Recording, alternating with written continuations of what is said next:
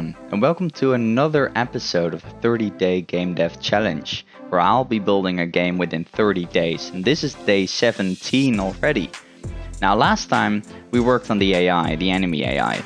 So let's focus on the tavern this time. Let's build the AI for the tavern. So that's right here. I've changed a little bit of the environment, but it's mostly how we left it a few episodes ago. To improve the customer AI, the first thing we need is some kind of system where the customer can reserve and use an object, like a chair or a bed. That way, when other customers are doing this as well, they will not collide with each other or fight for the same chair. A nice example is The Sims. They make heavy use of this system.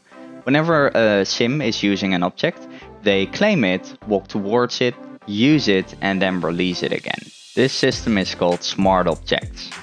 Lucky for us, Unreal actually has the core of this in the engine.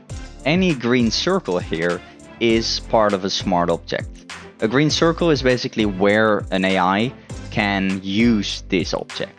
If we keep the Sims mechanism in mind, we know first we claim, orange, and then we use.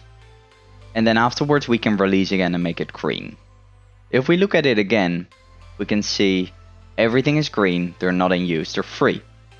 Now, one is claimed, it's orange, and now it's in use. And afterwards, we should release it and make it green again. All the others are still green, which means any customer can use them. So let's take a quick look at how we set this up.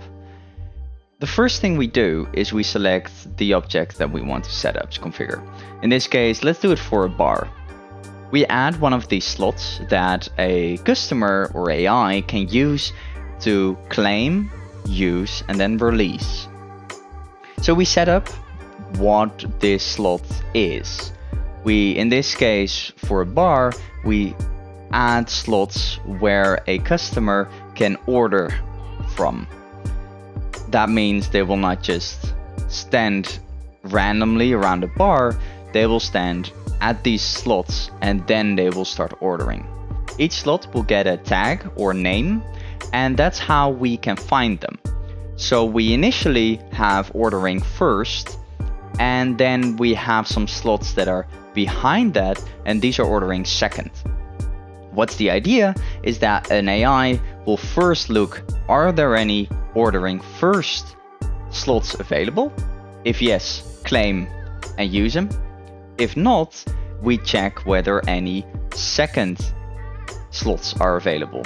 So these are the ones behind the first. And that makes it look as if they are aware that there is kind of a queue. And they will not stand in each other. They will stand in their own spots. After setting up the slots of the smart objects in this nice visual editor, we have to program what is happening when we are using or are claiming. And that's what we've done here for the bed. So for the bed, we've just programmed that we should claim the bed, and then after some time, we should walk towards the bar. You can see the slots of the bar that we just set up, and after some time, the customer will walk towards one of these slots that is free. It will choose the ones in front, because those were the ones with ordering .first, which was the first thing that I wanted to try. We can see it's claimed,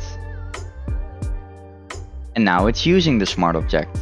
Since I haven't programmed this part yet, it will just stand here forever. So this would be the perfect time to implement it trying to order something, which is exactly what is happening here. It will walk towards the slot and it will try to order something. Now, it doesn't mean anything yet, but that's where the logic should be. One thing I also added is that whenever a bed is in use, it will actually show some kind of bag to show us, the player, that it is in use. Finally, I made a start on the cooking mechanism. In this case, it's very simple, but it's the start of what we need. You can pick up a mug, and it will not show up correctly, but you can pick it up, and then you can walk towards a beer tap, and you can fill your mug with the beer. Now, both are not great Right now it's just showing a rock inside the mug, but it's showing that we can fill, and then afterwards we should be able to give it to a customer. So that's something I will work on next time. And once we have this whole loop implemented, we just need to add a bunch of content to this tavern.